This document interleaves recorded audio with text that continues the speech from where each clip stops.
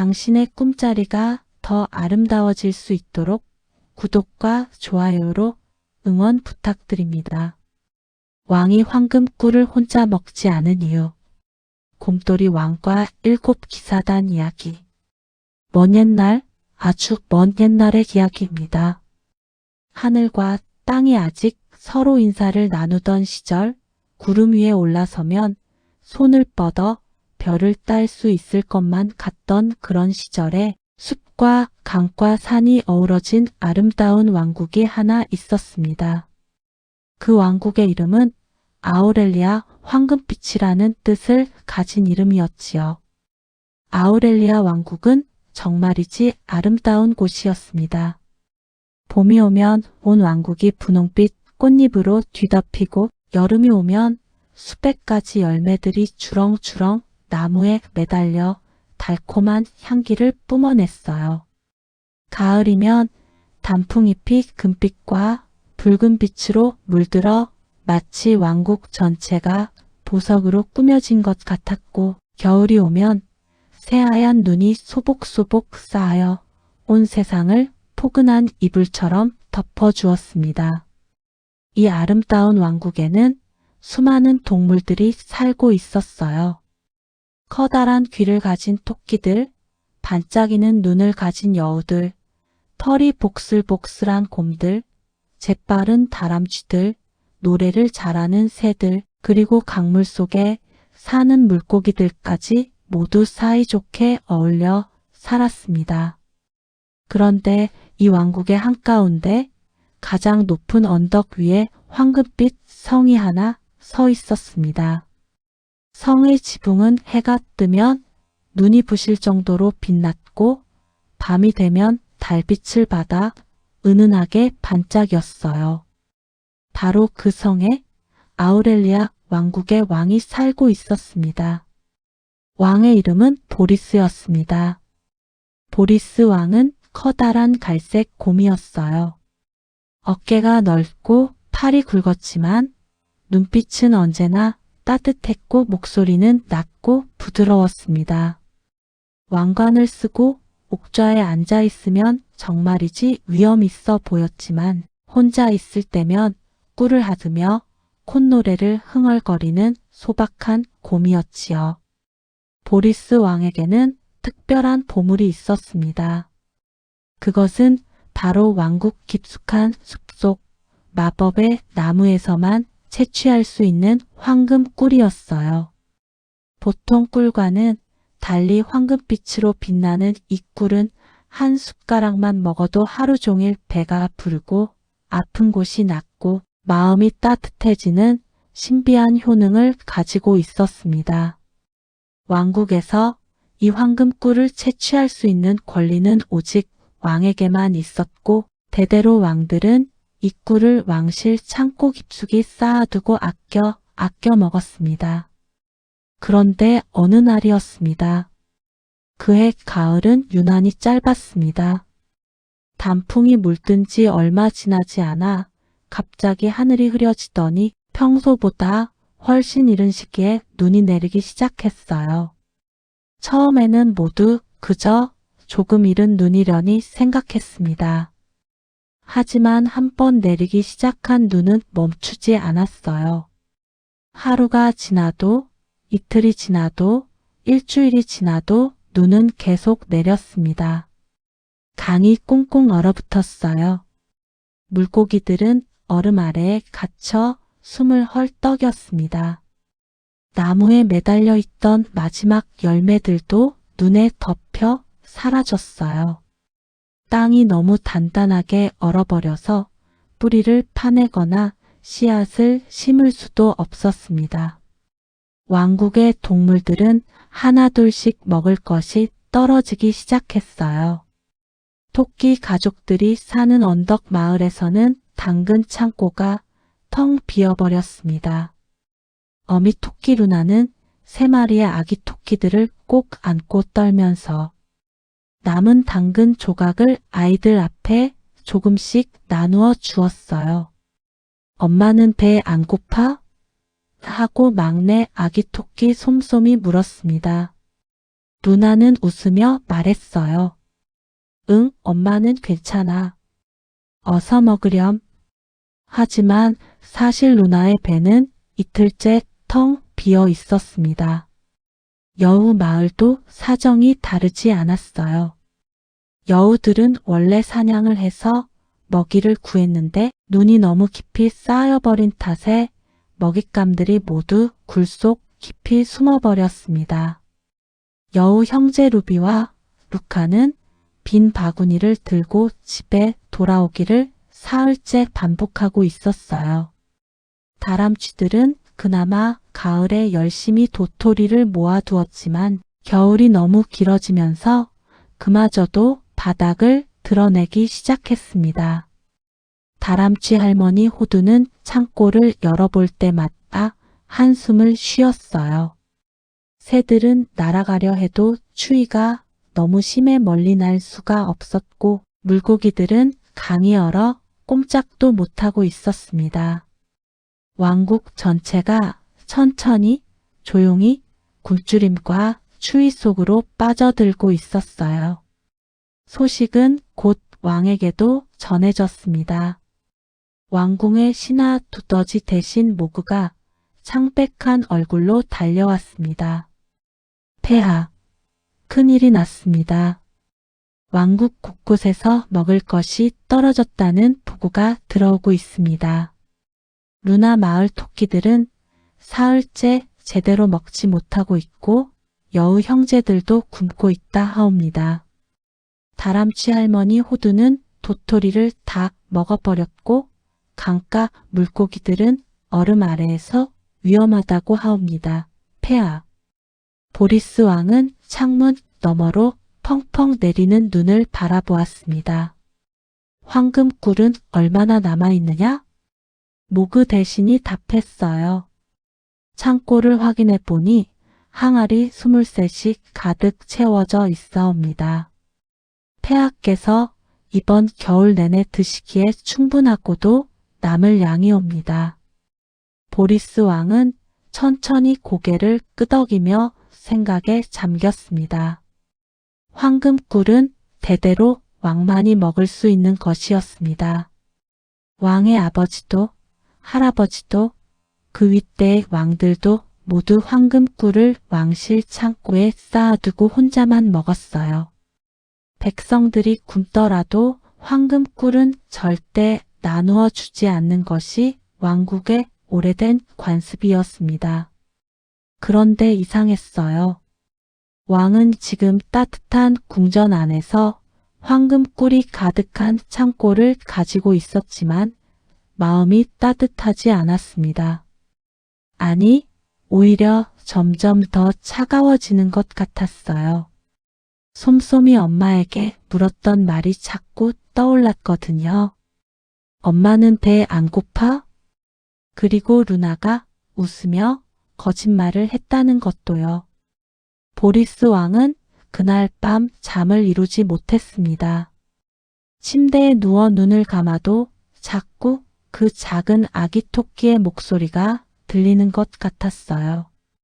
엄마는 배 안 고파? 보리스 왕은 결국 새벽에 일어나 황금꿀 창고 앞에 섰습니다. 차갑고 단단한 돌문을 손으로 밀었어요.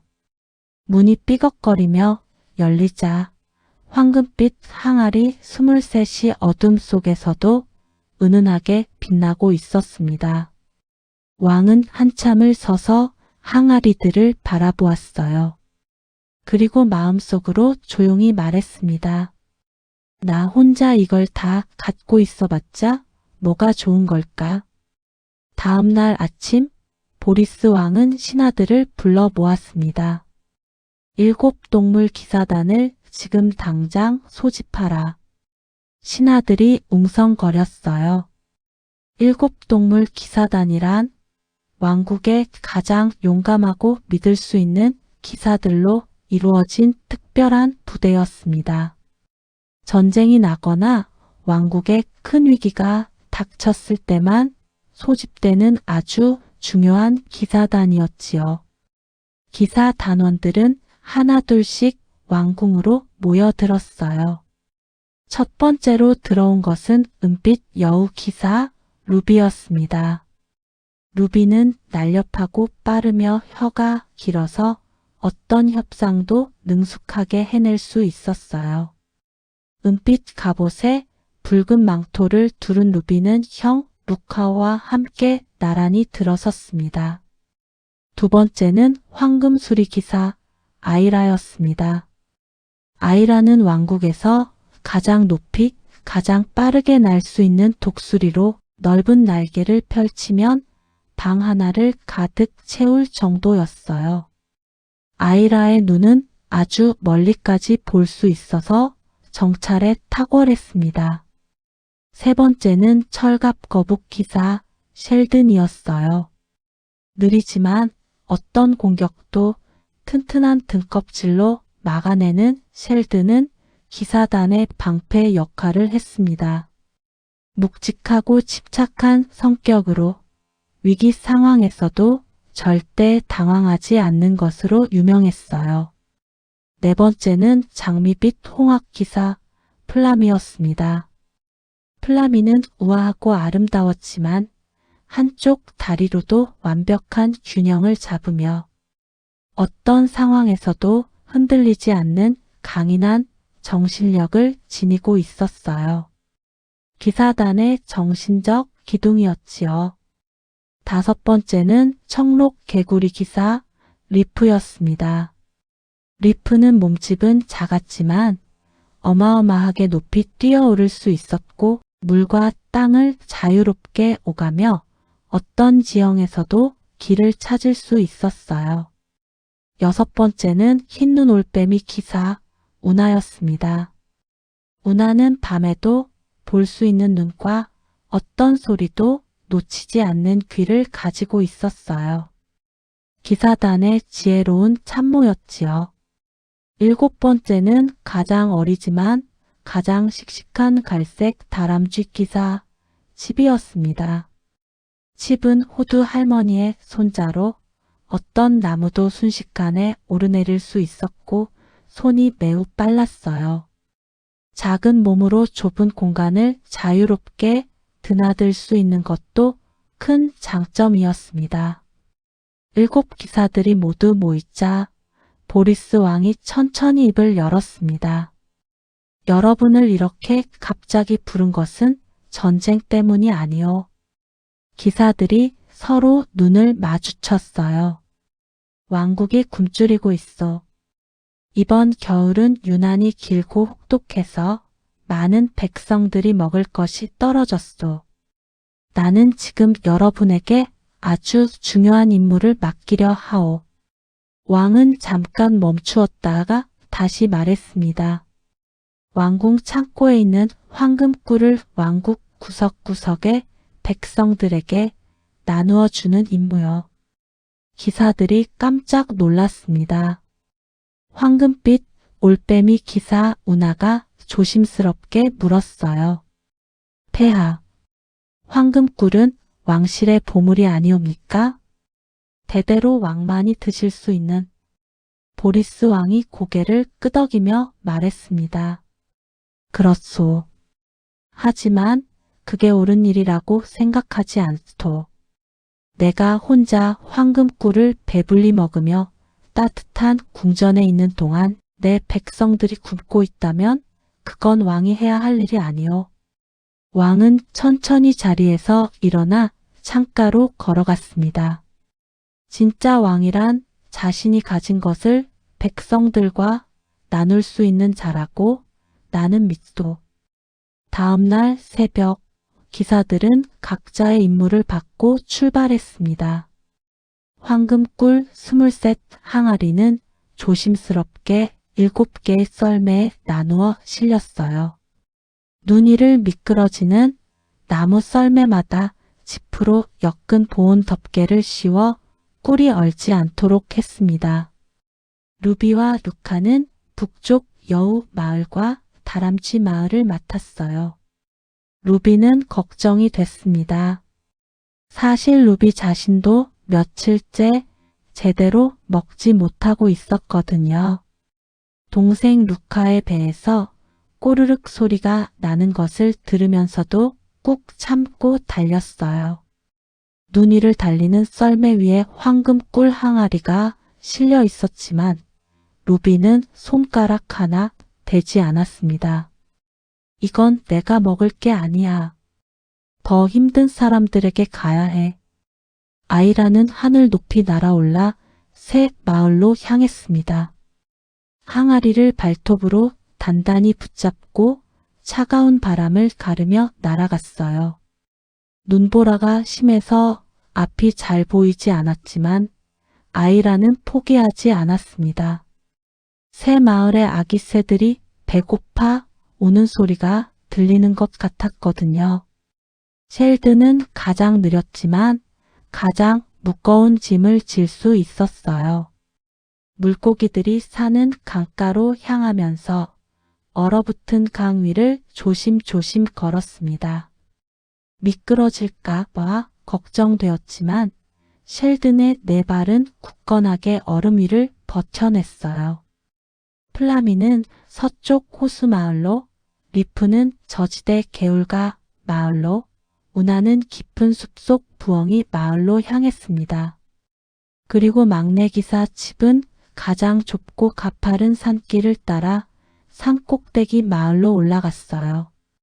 루비와 루카가 가장 먼저 도착한 곳은 토끼 마을이었습니다. 마을에 들어서자 조용했어요. 눈 쌓인 집들 사이에서 연기 하나 오르지 않았고 아무도 밖에 나와 있지 않았습니다. 루비는 불길한 기분이 들어 서둘러 루나의 집 문을 두드렸어요. 잠시 후 문이 살며시 열렸습니다. 루나가 나왔어요. 눈 밑에 다크서클이 짙게 내려앉아 있었고 털이 평소보다 윤기가 없었습니다. 하지만 루나는 루비를 보자마자 환하게 미소 지었어요. 루비 기사님, 어쩐 일로? 그때 루나 뒤에서 3마리의 아기 토끼들이 빼꼼히 고개를 내밀었습니다. 솜솜과 두 형제들이었어요. 아이들의 눈이 반짝반짝했지만 볼이 홀쭉하게 들어가 있었습니다. 루비는 목이 뭉클해졌어요. 보리스왕 폐하의 명을 받고 왔습니다. 루비는 썰매에서 황금꿀 항아리 하나를 꺼내어 루나 앞에 내려놓았어요. 루나의 눈이 동그래졌습니다. 이게 황금꿀 아닌가요? 왕실의 황금꿀을. 네, 폐하께서 이번 겨울 왕국의 모든 백성들에게 나누어 주라고 하셨습니다. 루나는 한동안 아무 말도 하지 못했어요. 그러더니 눈물이 그렁그렁 맺혔습니다. 폐하께서 저희를 생각해 주셨군요. 솜솜이 쪼르르 달려와 황금꿀 항아리를 들여다보았습니다. 항아리 안에서 황금빛이 은은하게 새어 나왔어요. 엄마, 황금빛이야. 진짜 황금빛이야. 솜솜의 목소리가 얼마나 맑고 밝았는지 루비는 그 소리에 가슴이 가득 차오르는 것을 느꼈습니다. 루비가 루나에게 항아리를 건네주며 말했어요. 드시고 힘내세요. 그리고 이웃집들에도 나누어 주세요. 루나는 고개를 끄덕였습니다. 물론이죠. 우리 마을 모두가 함께 나눠 먹겠어요. 루비가 돌아서려는데 솜솜이 루비의 꼬리를 살짝 잡아 당겼어요. 기사님, 잠깐만요.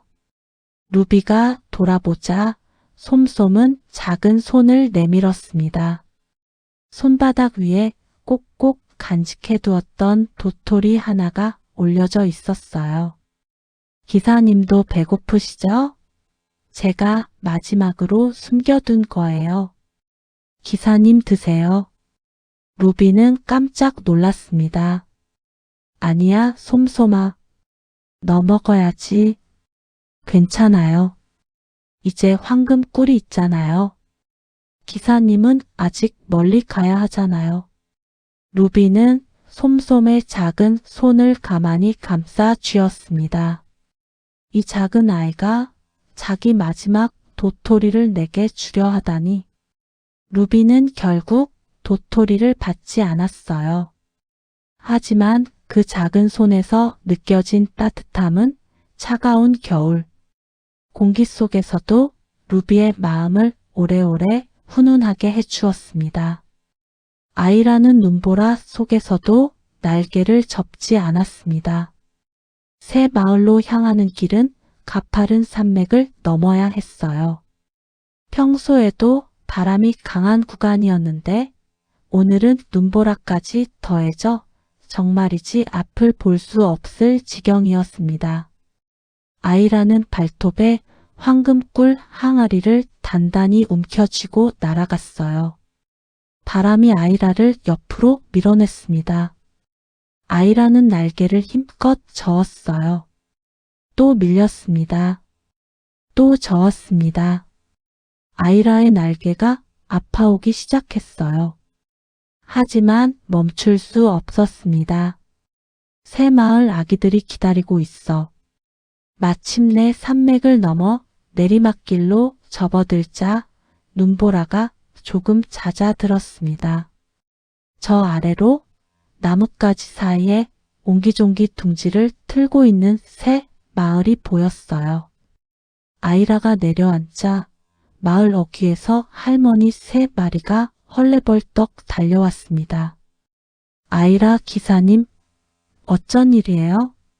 이 눈보라에 왕 폐하의 명으로 황금꿀을 가져왔습니다. 마리 할머니가 입을 틀어 막았어요. 한참 만에 말했습니다. 폐하께서 저희 같은 작은 새들까지 생각해 주셨나요? 당연하지요. 모두 폐하의 백성이니까요. 마리 할머니는 눈물을 닦으며 마을 안으로 아이라를 안내했습니다. 둥지마다 아기 새들이 모여 있었어요. 작고 노란 부리를 가진 아기 새들이 추위에 몸을 부르르 떨면서도 큰 눈을 반짝이며 아이라를 바라보았습니다. 아이라는 황금꿀 항아리를 조심스럽게 내려놓고 뚜껑을 열었어요. 순간 황금빛 비출기가 항아리에서 뿜어져 나왔습니다. 달콤하고 따뜻한 향기가 차가운 공기 속으로 퍼져나갔어요. 아기 새들이 와하고 탄성을 질렀습니다. 마리 할머니가 조심스럽게 꿀을 조금 떠서 아기 새 한 마리에게 먹여주었어요. 그러자 신기하게도 꼬물꼬물 떨던 아기 새의 눈이 생기 있게 빛나고 노란 부리가 활짝 벌어지며 맑은 노래를 불렀습니다. 찌찌찌찌, 찌찌찌찌. 아기 새의 노래소리에 다른 아기 새들도 하나둘 따라 부르기 시작했어요. 그 노래소리가 눈 쌓인 숲속으로 퍼져나가자 이상한 일이 일어났습니다. 노래소리가 닿은 곳마다 눈송이들이 살짝 들썩이는 것 같았고 나무 가지들이 포근하게 흔들렸어요. 아이라는 그 소리를 들으며 아팠던 날개를 접었습니다. 이 노래를 듣기 위해 날아왔구나. 셸드는 얼어붙은 강 위를 걸어갔습니다. 얼음이 미끄러워 내 발로 조심조심 기어가야 했어요. 등에 무거운 항아리를 지고 있었기 때문에 균형 잡기가 특히 힘들었습니다. 한 발 한 발 내디딜 때마다 얼음이 삐걱거렸어요. 괜찮아. 천천히. 조금씩. 셸드는 마음속으로 되뇌며 걸었습니다. 강 중간쯤 왔을 때였어요. 얼음이 갑자기 쩍 하는 소리를 냈습니다. 셸든이 멈추었어요.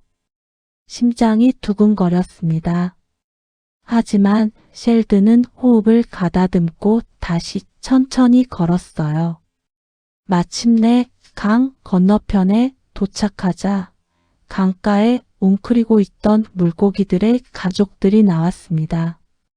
강이 얼어버려 물속으로 들어가지 못한 채 강가의 판임시 얼음굴에서 지내고 있던 물고기 가족들이었어요.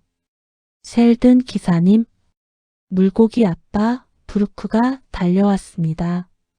와주셨군요. 아이들이 너무 힘들어서요. 셀든은 항아리를 내려놓으며 조용히 말했어요. 왕 폐하께서 보내셨습니다. 브루크가 황금꿀을 받아 들고는 아이들에게 달려갔습니다.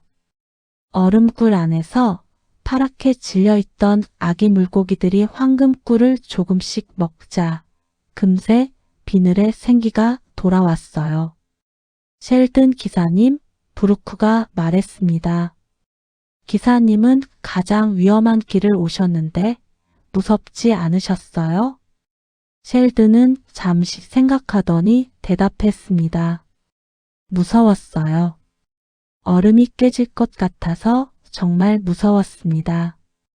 그런데 오셨잖아요. 무서워도 해야 할 일이 있으면 해야 하는 거죠. 브루크는 셀든의 그 말을 한참 동안 마음속에 새겼습니다. 플라미가 서쪽 호수 마을에 도착했을 때는 저녁이 가까워지고 있었습니다. 호수는 완전히 얼어붙어 있었어요. 그 위에 눈까지 쌓여 하얀 들판처럼 보였습니다. 호수 주변으로 수달 가족들과 오리 가족들이 살고 있었는데 모두 먹을 것이 없어 힘없이 앉아 있었어요. 플라미가 황금꿀 항아리를 들고 나타나자 수달 아이들이 처음엔 무서워서 엄마 뒤로 숨었어요.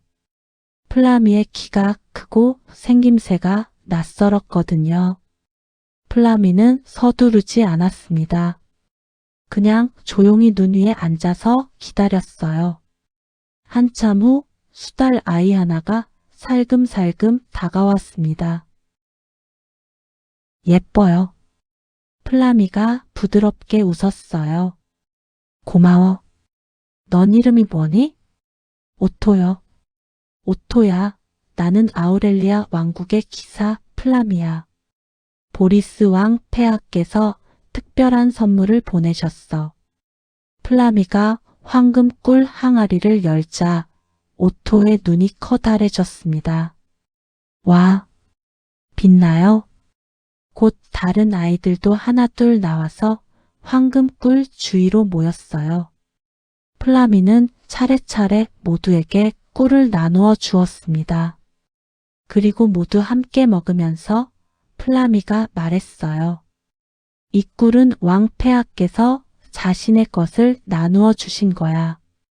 우리가 힘들 때 서로 나누면 혼자 있을 때보다 훨씬 더 따뜻해질 수 있어.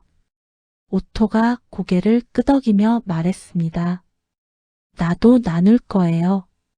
나중에 내가 뭔가 가지면 친구들이랑 나눌 거예요. 플라미는 환하게 웃었습니다. 그게 바로 진짜 부자가 되는 방법이야, 오토. 리프는 가장 낮은 저지대를 달렸습니다. 눈이 깊이 쌓여 있어서 보통 걸음으로는 꼼짝도 할 수 없을 지경이었어요. 하지만 리프는 눈 위를 폴짝폴짝 뛰어다녔습니다. 가볍고 탄력 있는 발 덕분에 눈 위를 달리는 것이 오히려 편했어요. 리프가 도착한 개울가 마을에는 두꺼비 가족들이 살고 있었습니다. 두꺼비 가족들은 원래 겨울에 땅 속에서 자야 하는데 이상하게도 올겨울엔 땅이 너무 단단하게 얼어버려서 굴을 파지 못했어요.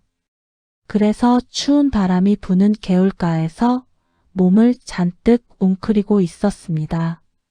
리프가 황금꿀을 가져오자 두꺼비 할아버지 두 방이 눈물을 글썽였어요.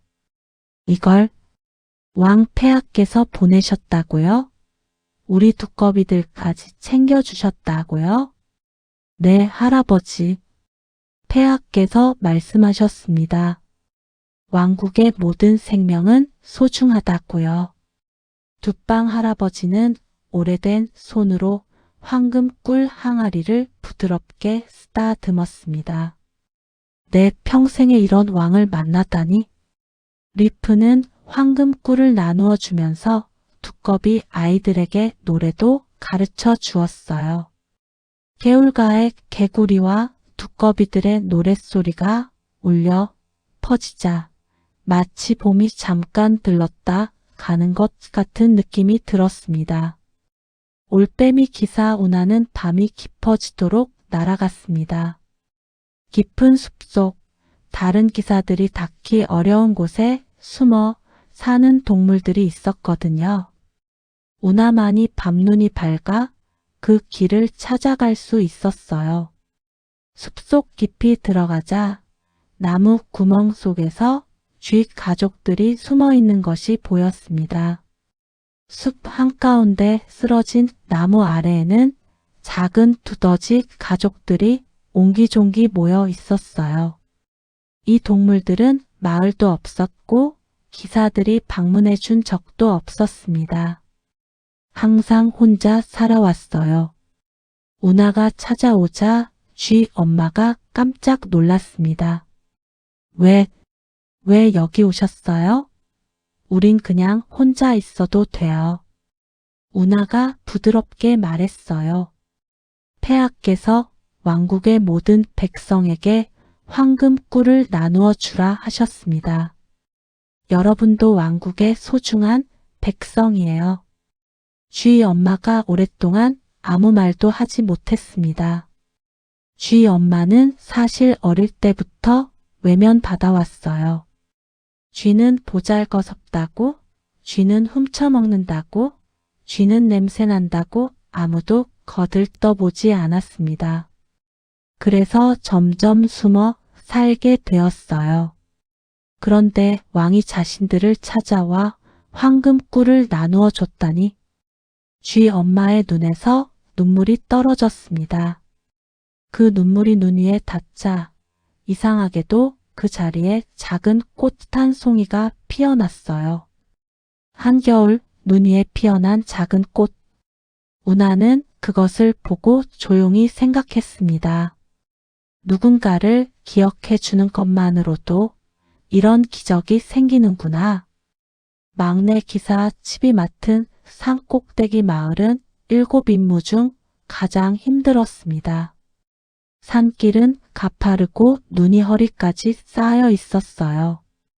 황금 꿀 항아리는 칩의 몸무게와 맞먹을 정도로 무거웠습니다.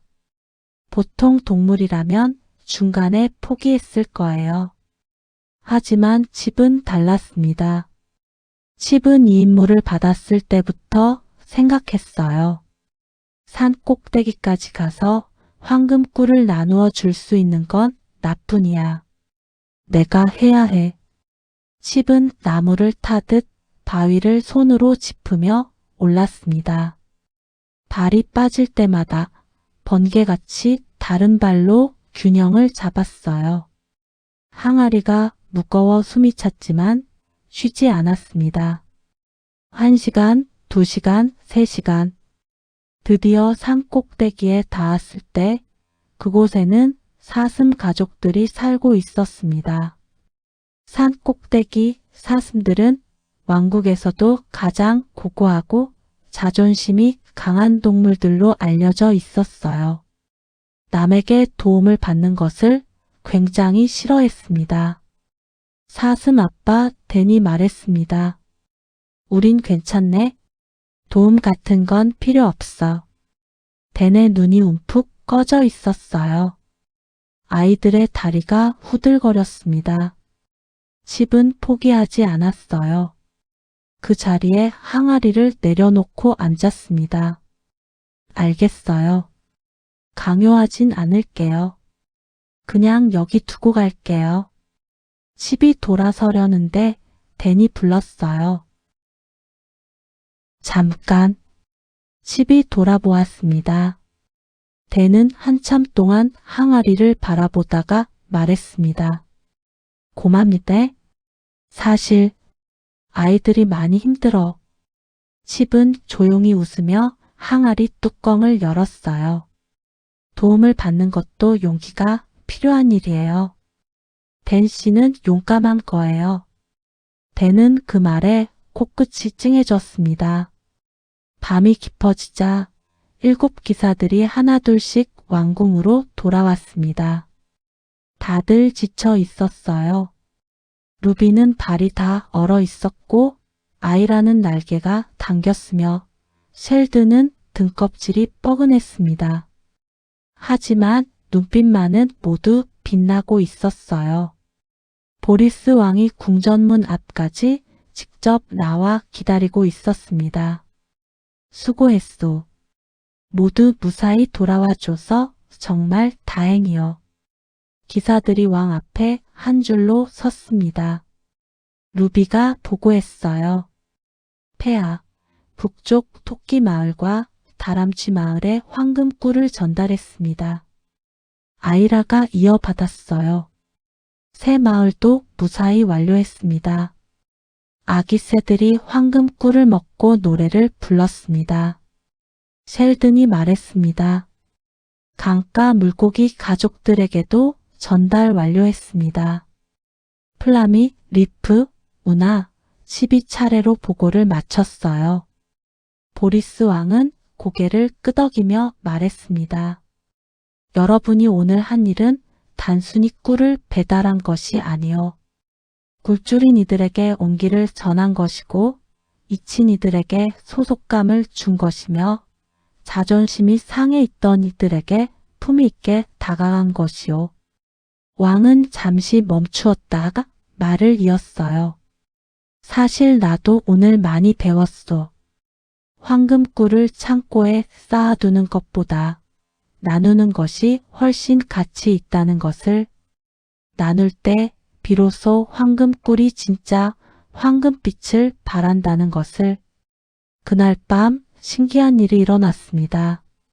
왕국 곳곳에서 황금꿀을 먹은 동물들의 집 굴뚝에서 따뜻한 연기가 올라오기 시작했어요.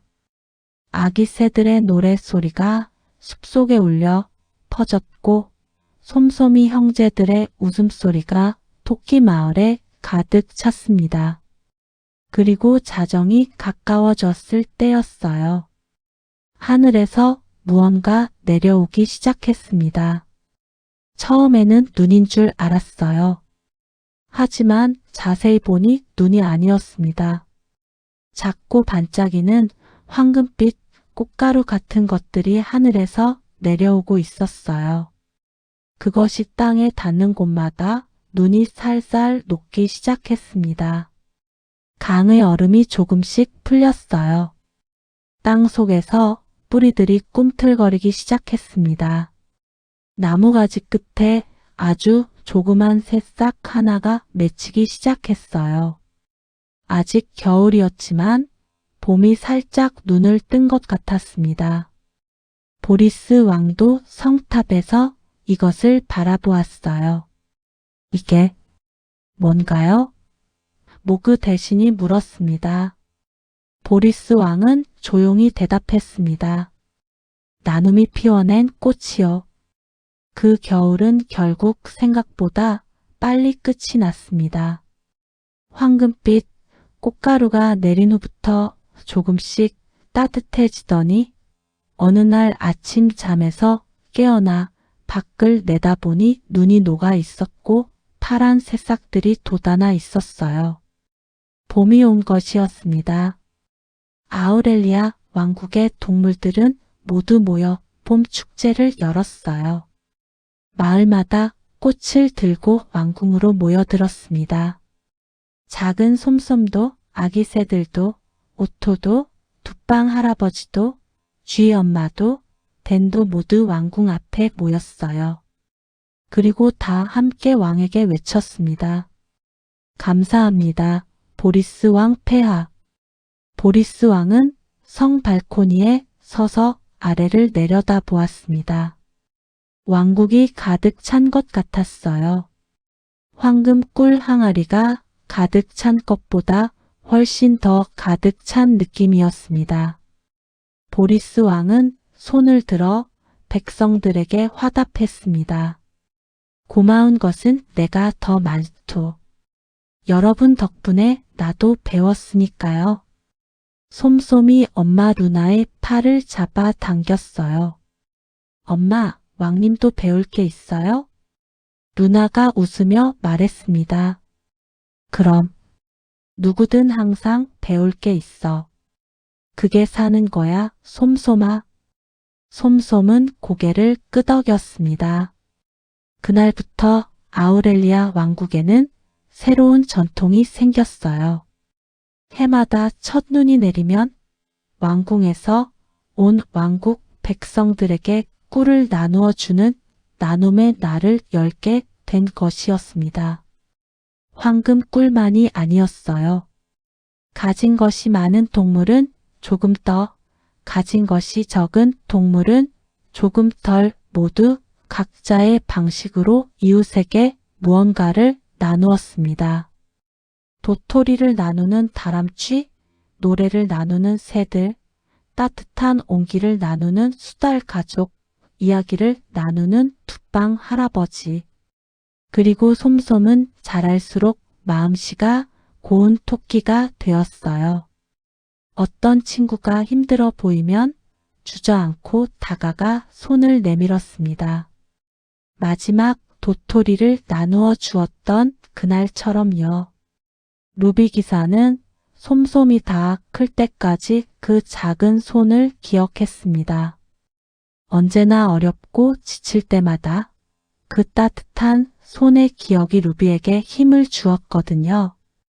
보리스 왕은 매년 첫눈이 내리는 날 밤 성탑에 올라 왕국을 내려다 보았습니다. 집집마다 불빛이 켜져 있었어요. 추운 겨울밤 작은 불빛들이 모여 왕국을 환하게 밝히고 있었습니다. 왕은 그럴 때마다 혼자 속으로 말했어요. 진짜 황금은 창고 안에 있는 게 아니라 저 불빛들 속에 있구나. 참 많은 일이 있었던 그 겨울은 그렇게 지나갔습니다.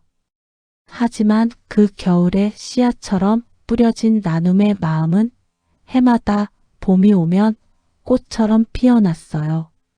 그리고 그 꽃에서 다시 씨앗이 만들어지고 씨앗이 다시 꽃이 되고 아우렐리아 왕국에는 영원히 봄이 오면 황금빛 꽃이 피어나는 나무가 한 그루 자라났다고 합니다. 그 나무 아래에 앉으면 아직도 들을 수 있대요. 솜솜의 목소리가 엄마는 배 안 고파?